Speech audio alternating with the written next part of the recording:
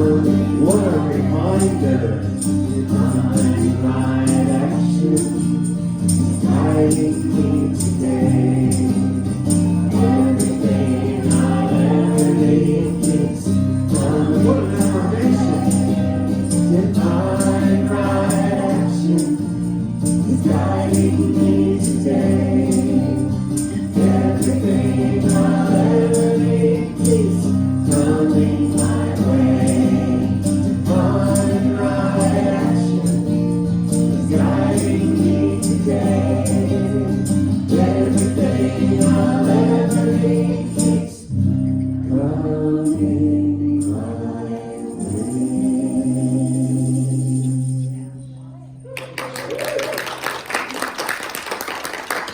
Good morning. How is everybody? So I want to talk about divine right action is guiding me today. Everything. That's a big word. Everything I'll ever need keeps coming my way. How would you feel if that really was true? Pretty good. That's the feeling, that's right. So that's the feeling that you need to have when you say those affirmations or sing those songs. Everything we do here is meant for you to practice, to raise your vibration to that level where you know that that's true.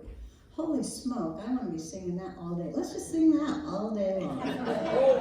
Who's going to do it?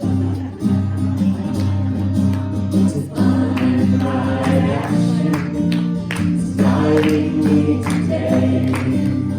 Everything I'll ever need keeps coming my way. Divine right action is guiding me today.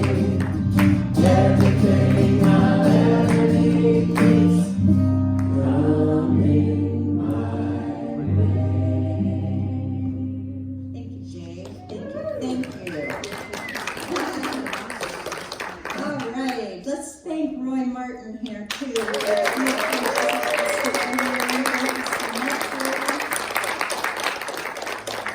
I heard his original songs this morning. Were those all original music? It's a good song, by the way. Yeah. Okay, yard sale. We finished our yard sale. It was fantastic. We're still taking in money. Somebody just bought the dryer as we speak. And we made over $1,500 on the yard sale. I just want to say thank you. There was a lot of hard work, a lot of volunteers, a lot of hard work that went into that. Thank you, everybody who participated, who brought things, who bought things. I bought this shirt at the yard sale. It was Nancy E's. Where are you, Nancy? So Nancy E says, oh, I bought that and I wore it to like a Seven's Eve's party or something. I said, well, I'm wearing it to church. So thanks, Nancy. Why did I get this? You can't have that. So, a great time at the yard sale. Thank you so much. We also, at the same time, had the sewer lines repaired. So we had a big machine, an excavator here, and we're digging up the side yard. You can go see where it's dug up after church. And we had David Hawes, and we had Roy Martin, and where is Tom? Or not Tom, Jeff is in the back. And those three were in the hole and laying the pipe. Thank you so much for all of your help. So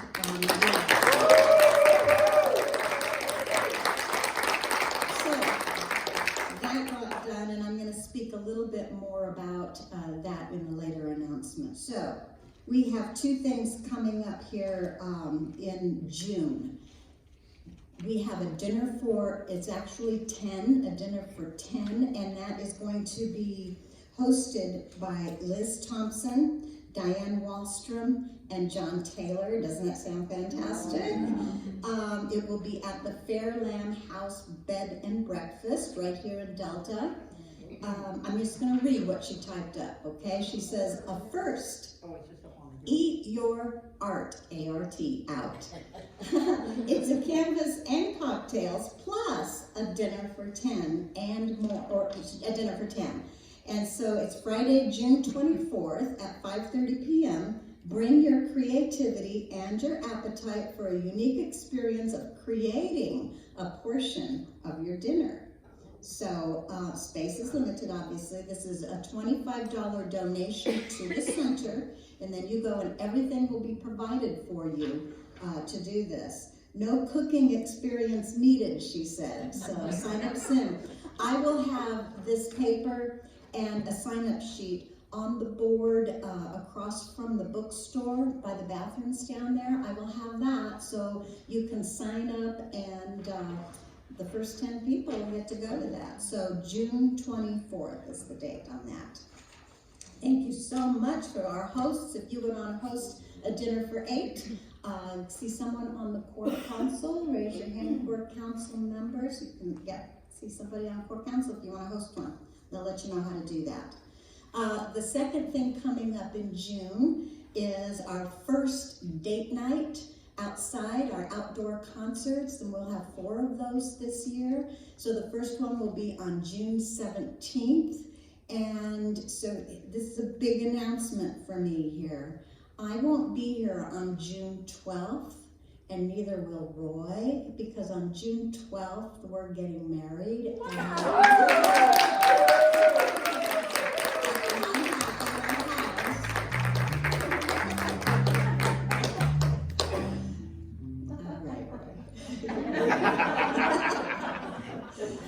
So just with my family. So my kids will be there. They all got married during the pandemic, and I wanted to have a celebration. So we're having all of my kids come, and Roy and I decided, yeah, let's do it too. And so we're getting married on the 12th.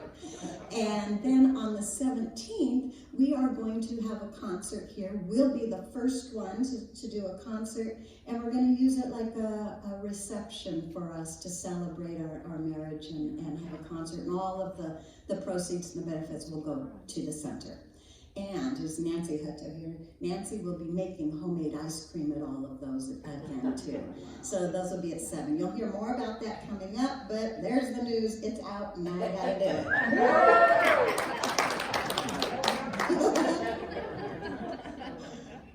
Okay, so I think that's it for announcements right now. I invite you right now just to breathe a mindful breath with me as we relax into this beautiful, glorious day.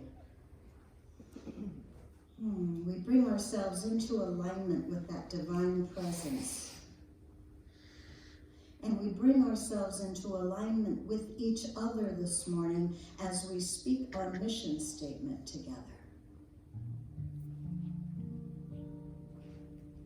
We recognize and realize the omnipresence of divine love as the truth of all.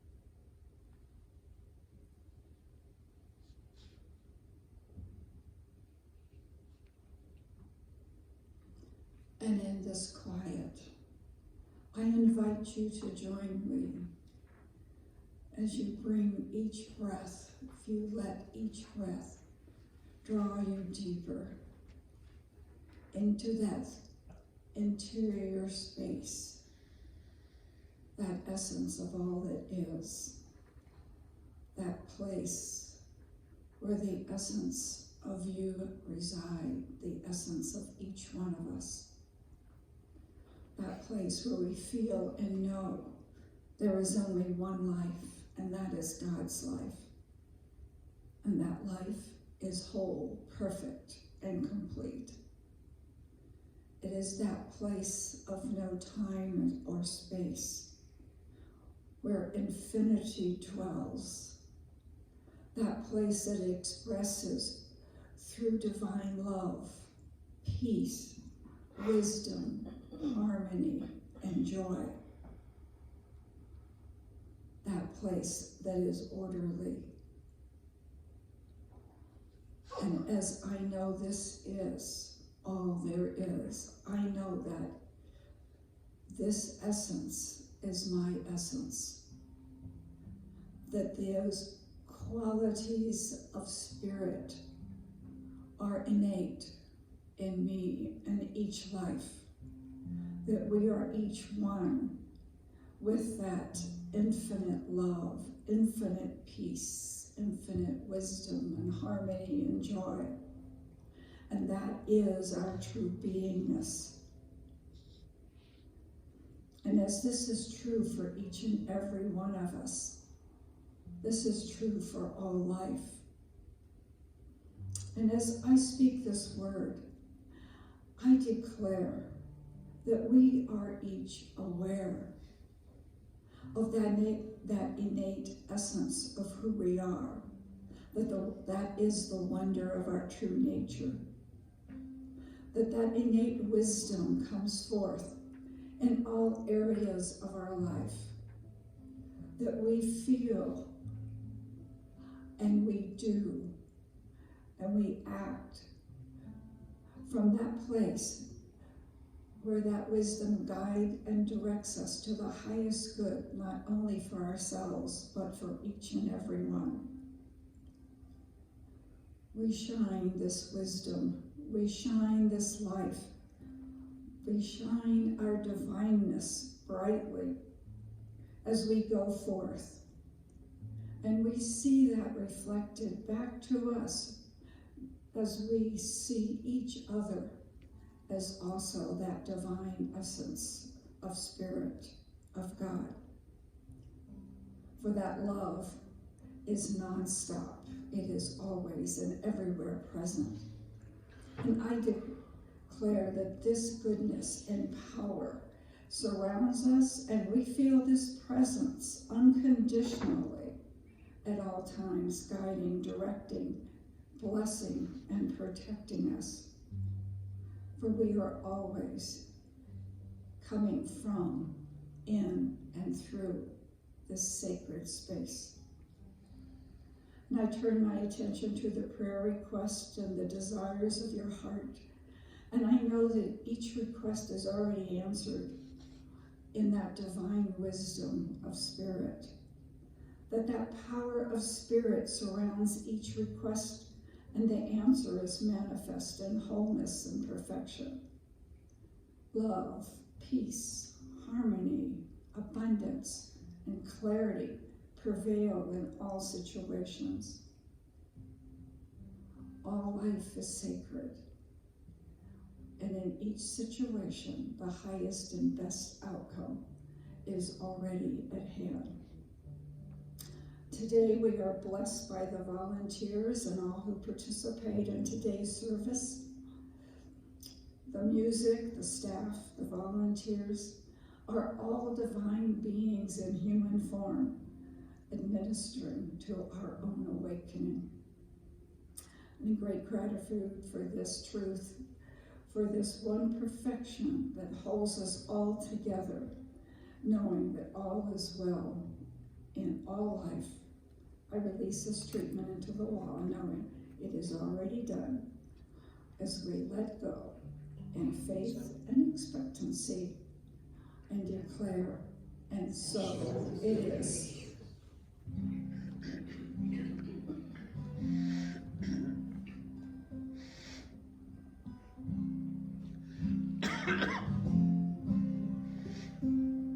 Get ready, my soul.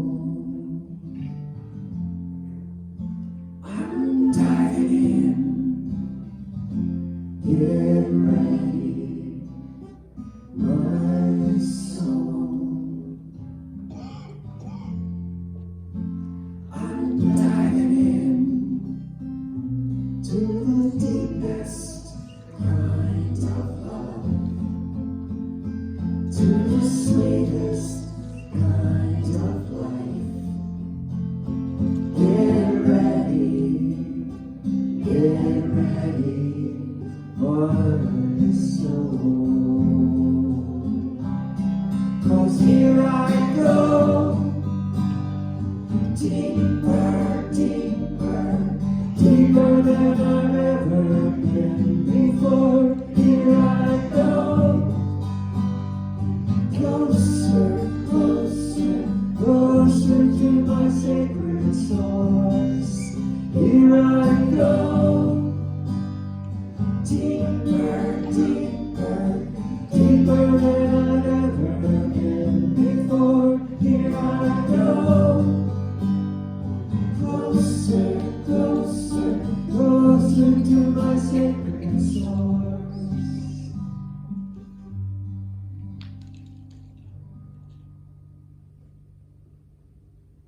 Get ready,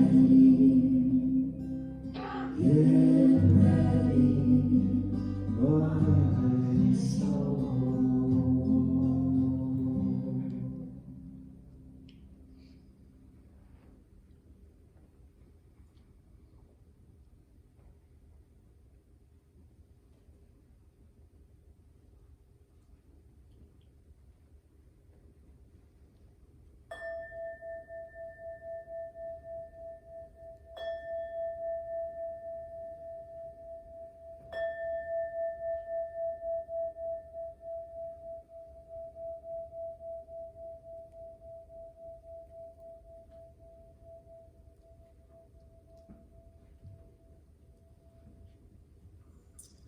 Good morning.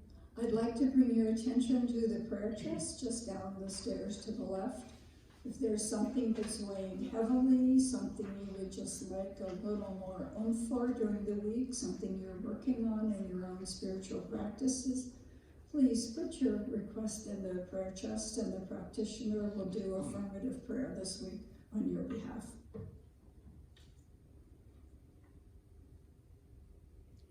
Knowledge is a process of piling up facts. Wisdom lies in their simplification. Martin Luther King Jr. And knowledge without transformation is not wisdom.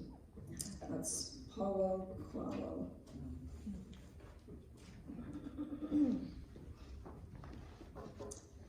All right, so here we are on Still in Abundant Wisdom. I have a DVD or a video for you today, and so we are going to get right to it. We are going to listen to the wisdom of Dr. Michelle Medrano from Mile High Church over in Denver. So here she is.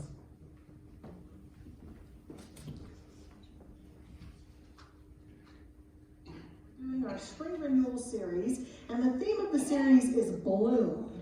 And today we're talking about a new faith, the opportunity to deepen and renew our faith in life and in ourselves. About 15 years ago, I was married to a wonderful man named Brad, and he was taking care of our yard and the plants in our yard, and there was this beautiful, abundant green plant that was just outside of our bedroom window that I spent a lot of time looking at and meditating upon. It was growing on a trellis. And one day as I left for work, Brad said to me, I'm going to trim back that plant a little bit. Some of the flowers are getting a little brown, and I think it needs a trim. And I said, great. And I came back from work, and he had cut every leaf off of that plant. That's why we are no longer married.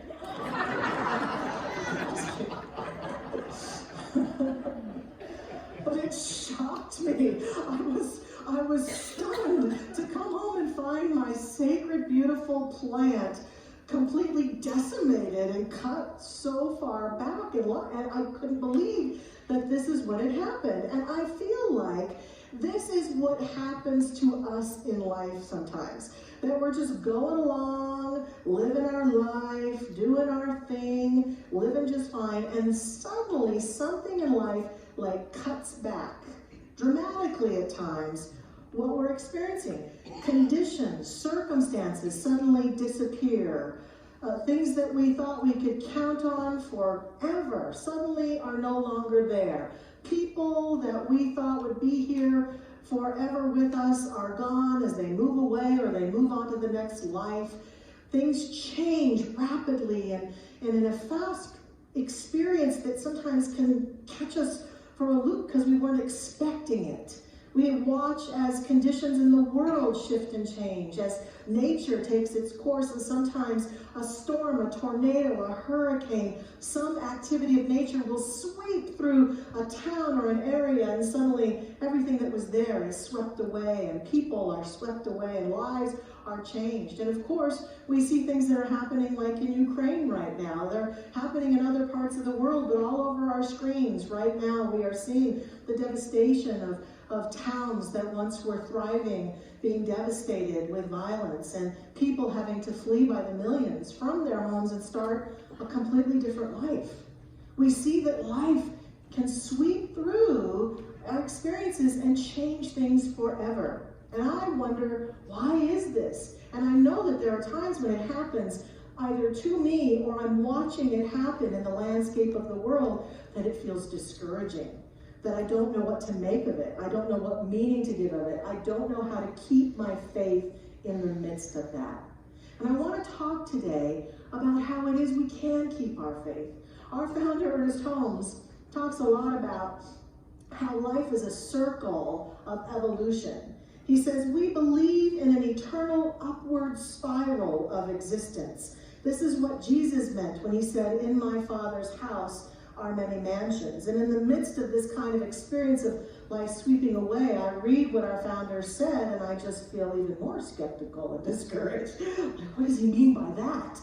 Am I going to have to live through that the rest of my life with things being swept away like this? And I think the answer might be yes. I think the answer might be that's part of living. If we look at our journey with a little perspective and look back upon the past, our individual journey and our collective journey, we see that it appears as though Ernest Holmes might be right.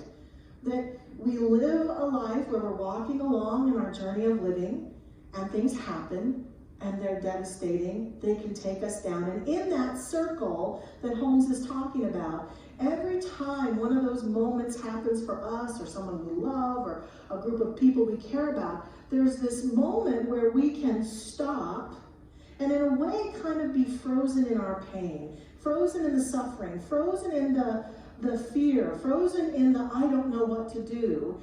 And yet if we look back, I suspect that every moment of triumph that we can see ourselves having moved through was having that moment on the cycle of experience where something within us eventually, sometimes after a long period or sometimes rather quickly, said, I need to move on.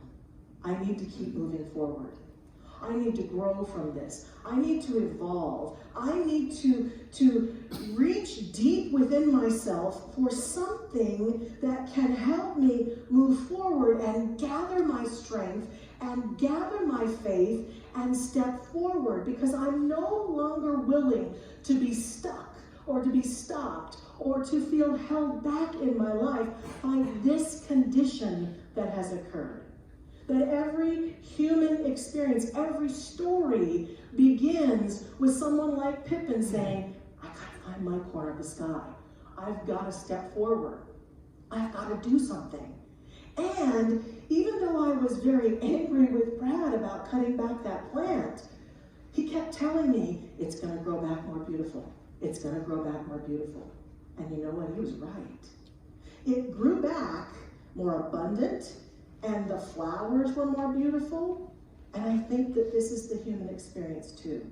With every one of those moments where life sweeps things away, there's that challenge and that recovery, and there's the beauty that we embrace as we walk that pathway of living and learning and growing and dealing with what's in front of us, that deepens us, that enriches us, and that builds a deeper faith within us. And that faith is a faith that says, I can do this. I can be this human on this path. I can recover. I can grow. I can even thrive in the midst of this challenge. Because we see that we humans can do this too. I think the greatest and strongest place to be with regards to faith is not to be one of those people who gathers faith around me so that I can keep the negative things from happening, have the best positive thoughts so that nothing bad ever occurs. Because I don't know if you've experienced or noticed, but no human has ever had that kind of life. Not a single one. Rather, I think the faith that we're seeking to experience through this cycle is no matter what occurs, there's a strength, there's a fortitude, there's a power, there's a wisdom within me that can move through it, be with it, and can transcend and be triumphant in it. There was this beautiful meme I found a number of months ago online. It's by a group called Positivity on Life.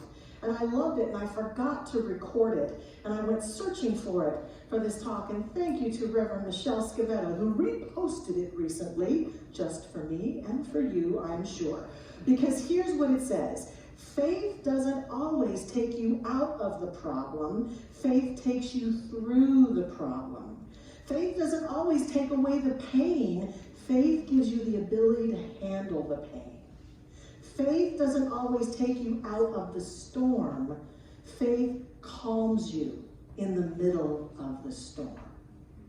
So we are here today to explore how to continue to develop a new faith.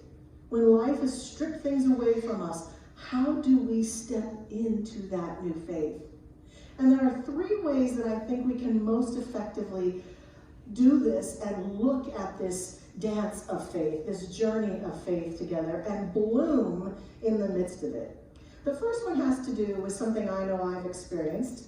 I don't know if you've experienced it, where you've had a challenge in life, and you notice the challenge, and you see the challenge, and you work on the challenge, and you appear to get through the challenge and feel so much better having gotten through the challenge, and then you get triggered so badly that you think you never did anything at all about the challenge. I'm so glad I'm not the only one. I was really concerned that might be the case. I had a very profound dance with this. I'd say the most challenging relationship in my life was that of my relationship with my father. My parents were married very young. They had me at a very young age as teenagers, and they were not well equipped to be parents. So they struggled. But add to this mix that my father had a family history of alcoholism and violence and rage. And so I was raised in a home where there was this man in the home who could be very charming and fun and funny and intelligent until he wasn't. And when he wasn't, he was angry and scary and loud and threatening and violent. And I grew up for the first 14 years of my life in this kind of household. And what I noticed is that I protected my brother and sister to the best of my ability from this anger and rage. But what would happen to me when he would start to go into that mode is I would just freeze. Everything about me would just freeze. I couldn't speak. I didn't want to move. I would just freeze until it passed, hoping that it would pass.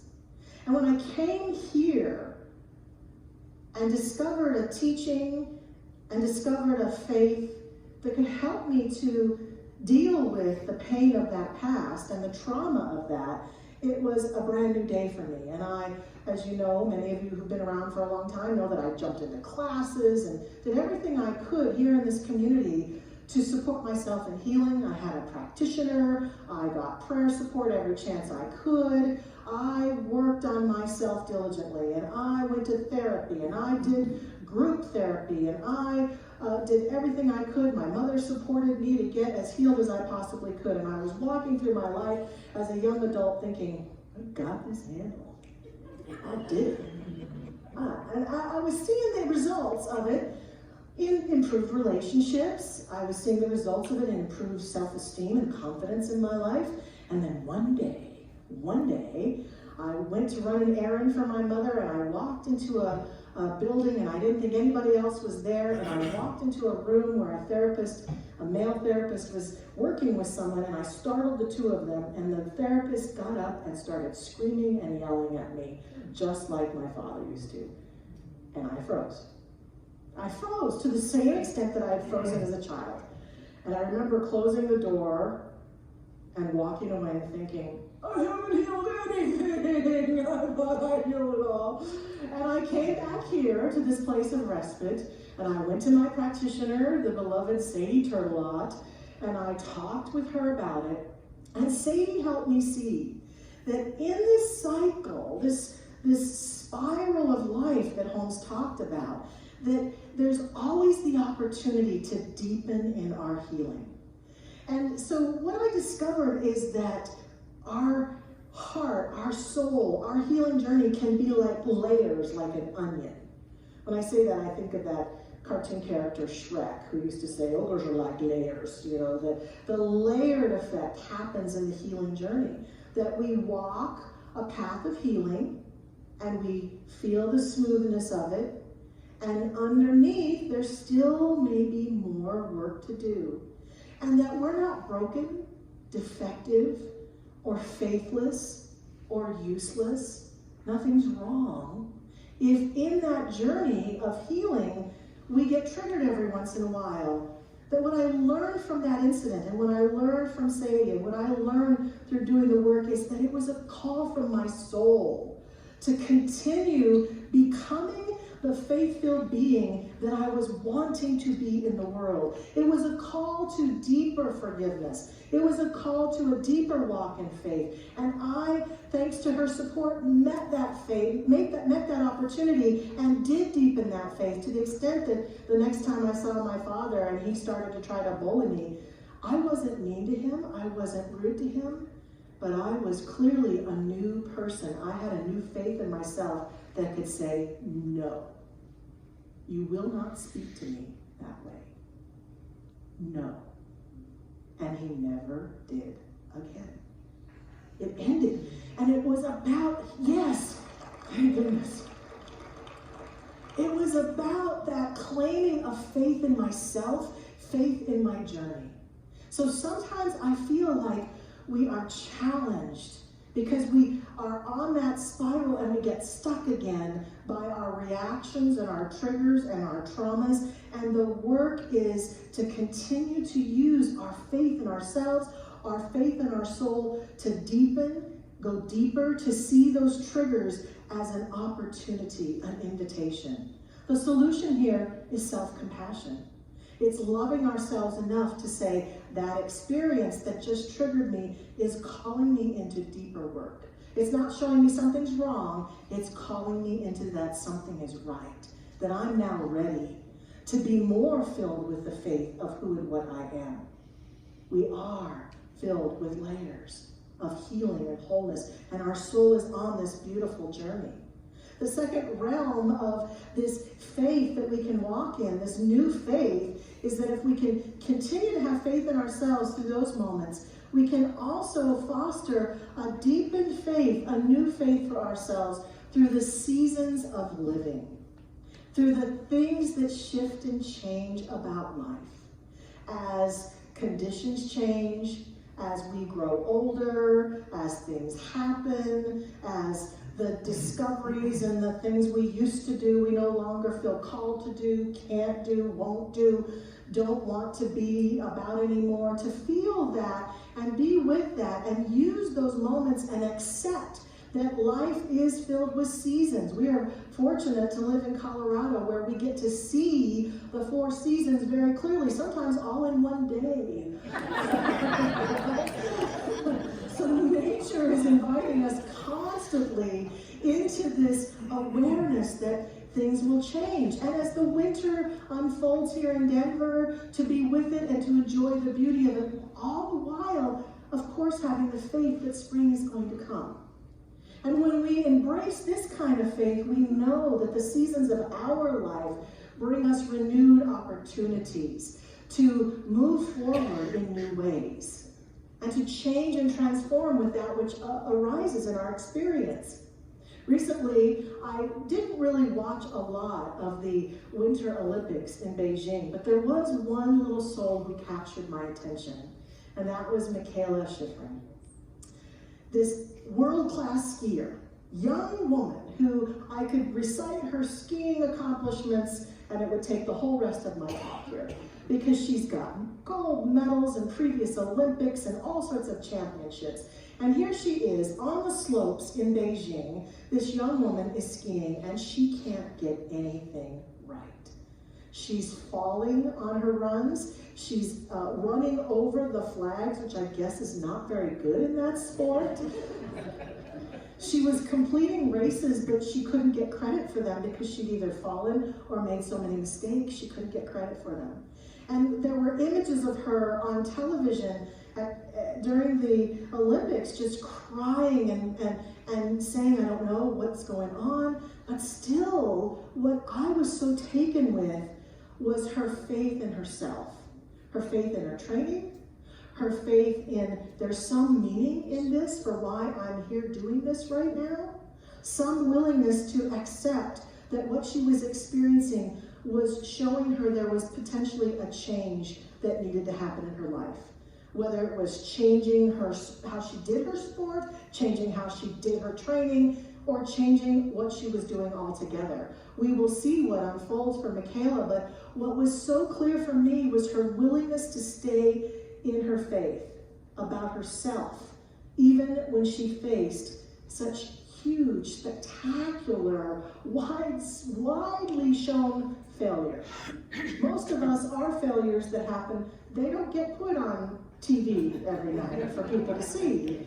But we still feel so frustrated about them. And some of them come because they're calling us to have a new faith in ourselves to possibly make a change, to have a change occur in our life. The solution for this one is self-compassion. Oh wait, deja vu, I already said that. But the truth is they're all self-compassion, aren't they? This whole dance of faithfulness is an ongoing invitation for self-compassion and self-love and listening to the seasons, non-resistance to when it's time to do things differently, for when it's time to make a change, for when it's time to let go, for when it's time to move forward. And speaking of moving forward, the next part of building a new faith comes in those times when we consciously choose to make a change and move forward in our life in some meaningful way. What we get to know and accept, and I suspect what we've all experienced throughout our life when we made a choice like this, is that there will be obstacles. There will be things that don't go as expected. There will be moments when life gets in the way. There will be moments when we deepen and we're successful. There'll be moments when we have triumph. There'll be moments when we don't. And sometimes in that circle of becoming and living on our faith, we will stop and be fearful about making a meaningful change for fear of failure, for fear of even success at times, for fear in general. What if? While all the while our soul is calling us to move forward. And so a building of a new faith, a blooming of faith into being, is hearing that call and taking that step.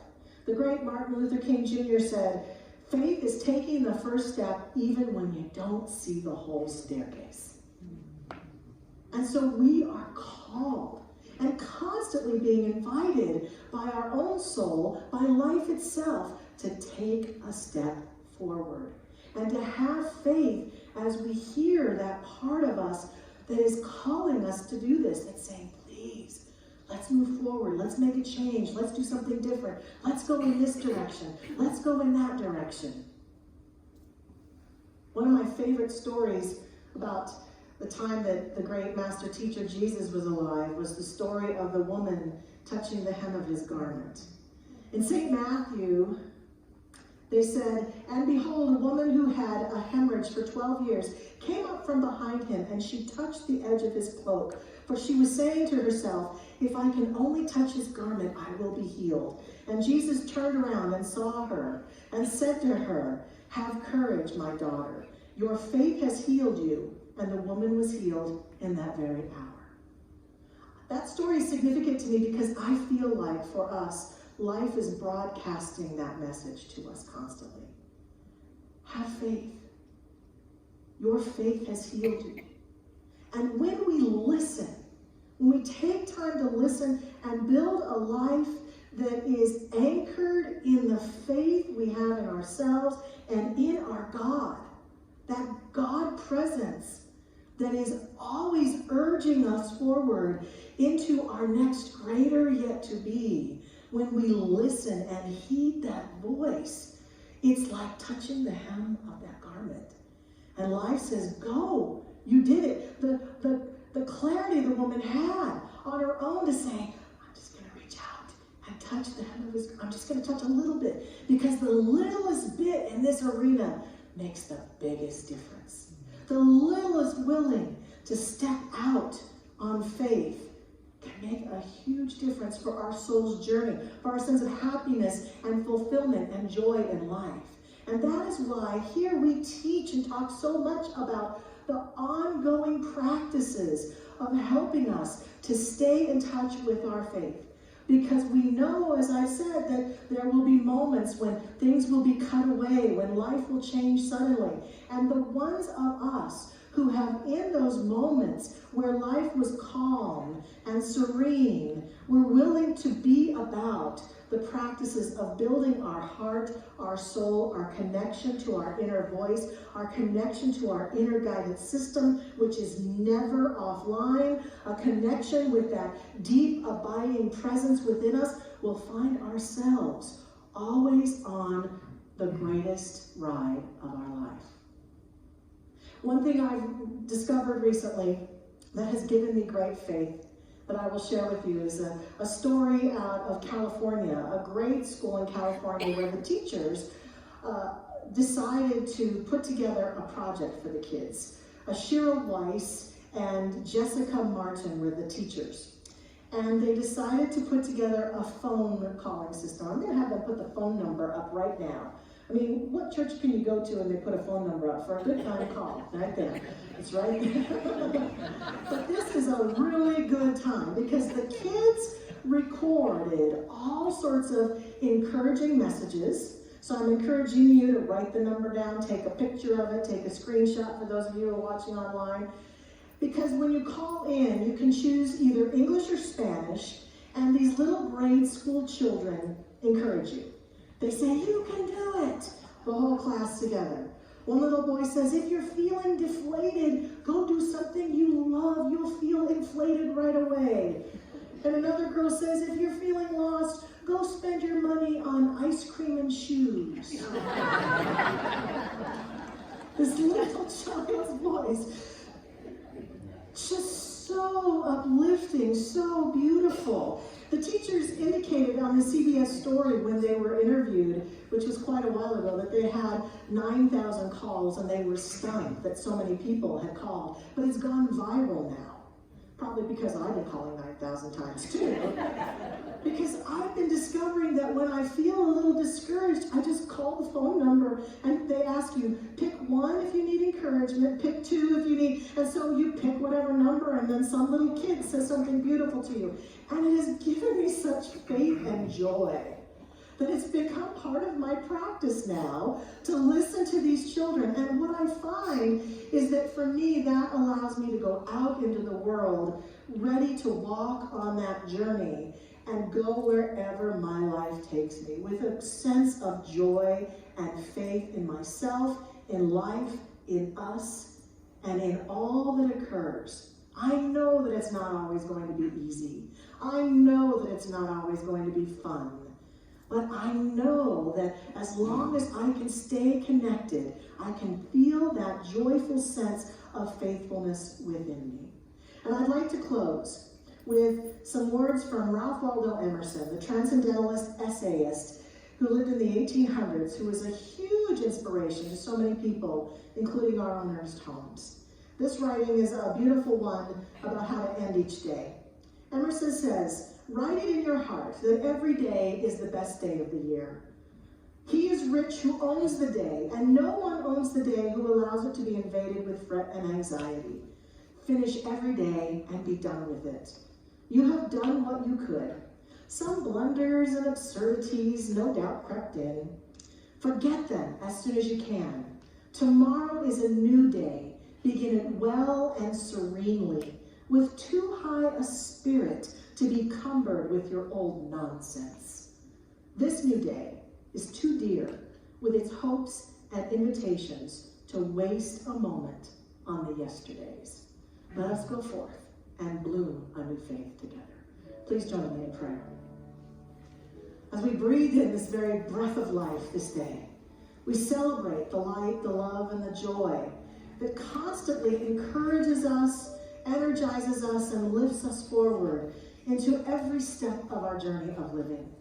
We feel the support and the love that is the God presence. We feel that spiral of living that we have been walking on for eternity. And we feel that sense of security and faith that has led us right to this point right here, right now.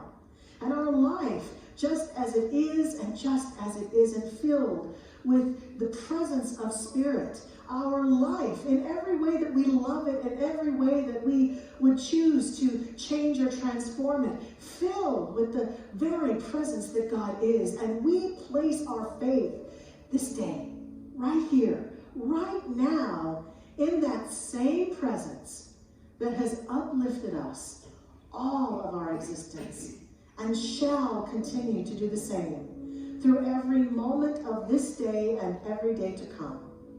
We place our faith in it, for we recognize that in every moment we've had, a new faith in ourselves has emerged as we've been triumphant, as we've learned, as we've grown, as we've become experts at being alive. Alive in God, as God, filled with the joyous faith of the ever-present reality of this light. And so we surrender the truth now into the action of that law that makes it so. We let it be, we let it go. It is done, and so it is. Amen.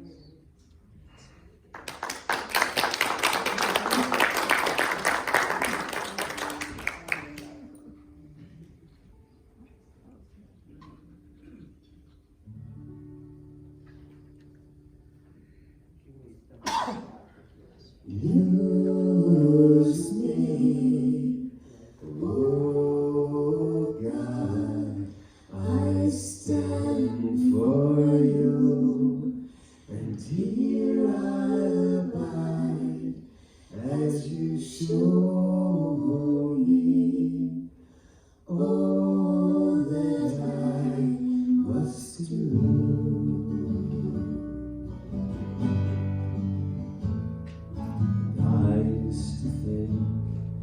God was the Son, God is the Son, but God's so much more than the earth and the stars and all of creation.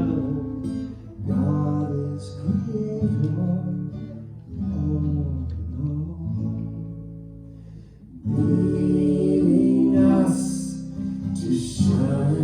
its light as me. Oh, as you. So use me, oh God, I stand for you, and here I abide as you show me all that I must do.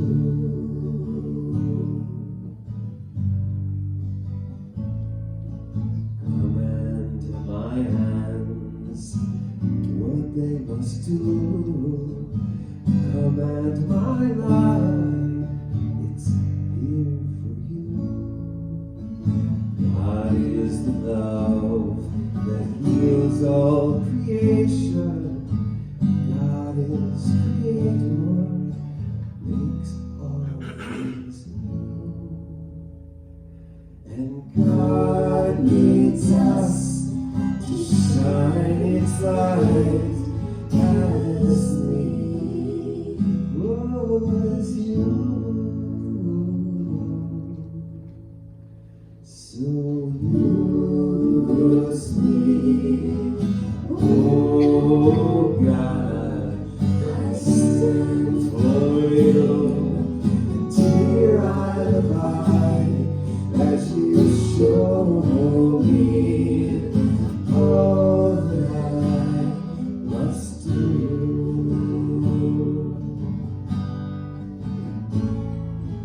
God needs us to shine its light. God needs us to shine its light. God needs us to shine its light as me. Oh, as you. So use me, oh God, I stand for you, and here I abide as you show me all that I must do.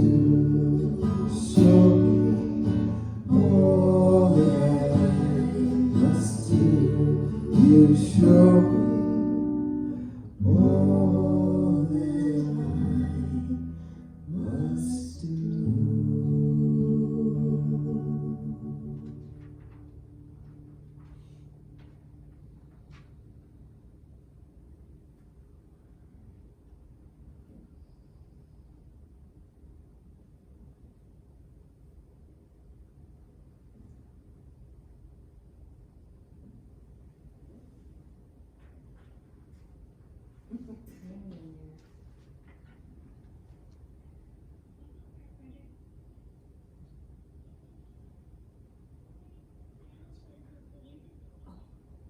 Para un mensaje feliz, presiona 5. Please listen to the following options for encouraging messages. If you feel mad, frustrated, or nervous, press 1. If you need a word of encouragement and life advice, press 2. If you need a pep talk from kindergartners, press 3. If you need...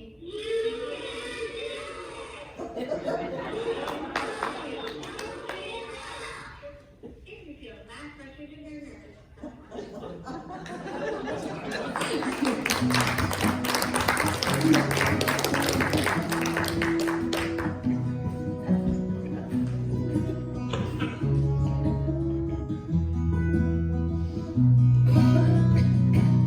God, you are every mountain. God, you are every ocean.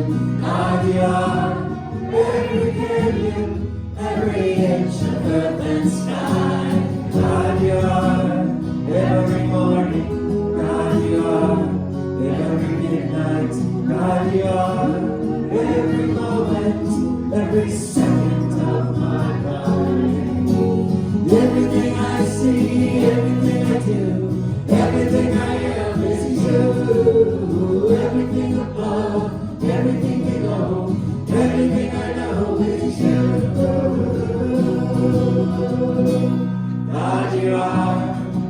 every sunrise, God you are, every moon God you are, every star shine, every inch of earth and sky, God you are, every springtime, God you are, every snowfall, God you are, every season, every second of my life.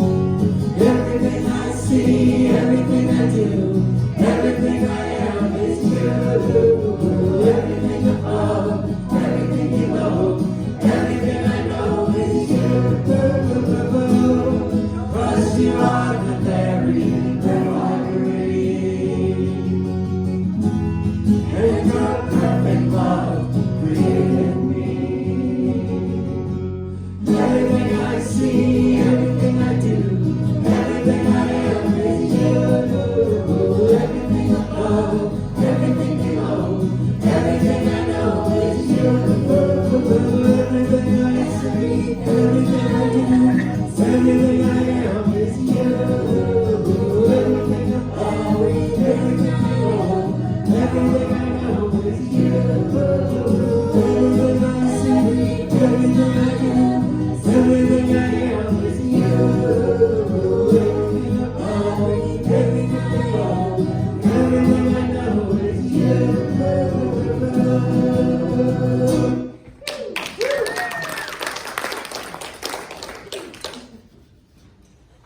Okay, as the ushers come forth, this is our time of giving, our time of consciously participating in the law circulation, knowing that we have received from the bounty of the universe, and as we continue this flow, it circulates and comes back to us.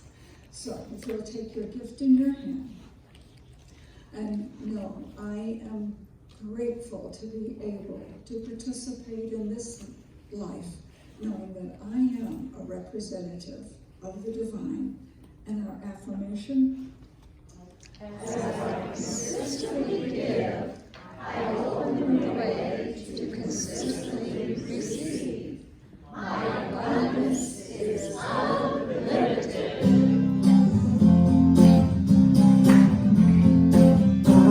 Sacred love, sacred love is all that I am. I am sacred love, sacred love is all that I am. Show the way, God, show the way. I want to live in such a state of grace. Lead the way, God, lead the way. I want to live in such a holy place. Such a holy place. I am blessed peace. I am blessed peace. Blessed peace is all that I am. Oh, doesn't that feel good? I am blessed peace. Blessed peace is all that I am. Show the way, God, show the way. I want to live in such a state of grace. Lead the way, God, lead the way. I want to live in such a holy place. Such a holy place. I am deepest joy. I am deepest joy. Deepest joy is all that I am. I am deepest joy. Deepest joy is all that I am. Show the way, God, show the way. I want to live in such a state of grace. Lead the way, God, lead the way. I want to live in such a holy place. Such a holy place.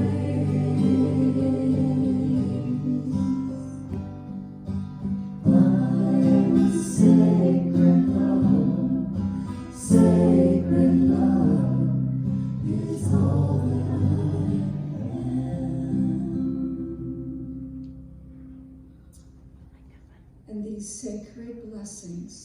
received as they go forth, enhancing our church, our community, and our world in a blessed, holy way.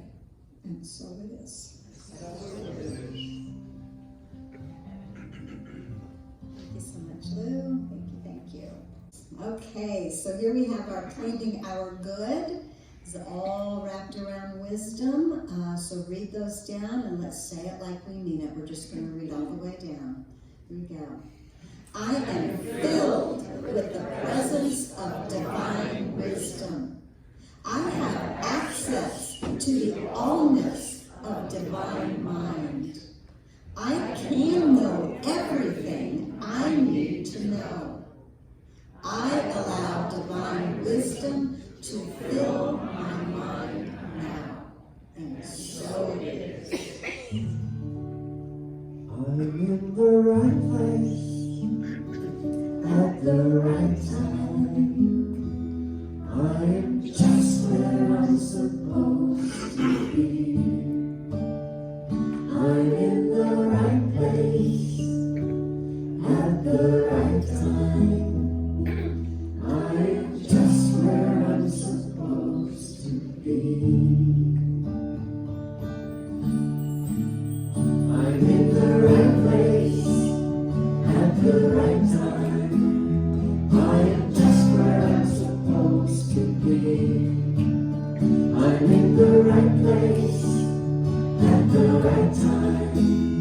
I am just where I'm supposed to be. I'm in the right place at the right time. I am just where I'm supposed to be. I'm in the right place at the right time. I'm just where I'm supposed to be. Oh, my soul is welcome here. Oh, my soul is welcome here. I'm getting the message loud and clear. My soul is welcome here. I'm in the right place at the right time. I'm just where I'm supposed to be. I'm in the right place at the right time. I'm just where I'm supposed to be. Oh, my soul is welcome here. Oh, my soul is welcome here. I'm getting the message loud and clear. My soul is welcome here. Oh, my soul is welcome here. Oh, my soul is welcome here. I'm getting the message loud and clear. My soul is welcome here.